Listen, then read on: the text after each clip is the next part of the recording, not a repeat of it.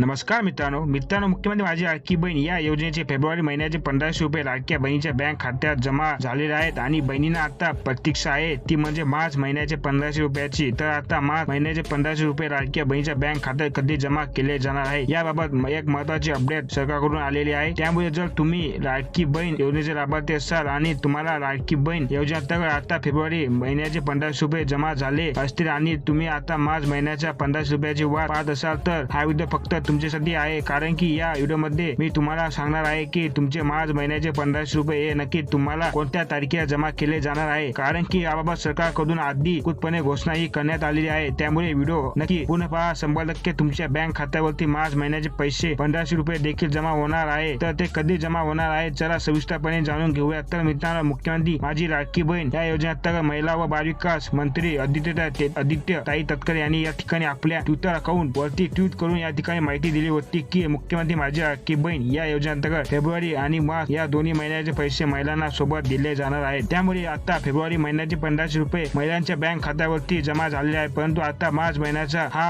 हप्ता जो काही आहे 1500 रुपये तो आता महिलांना कधी मिळणार आहे याबाबत देखील याच्याकडून एक महत्त्वाची अशी अपडेट देण्यात आलेली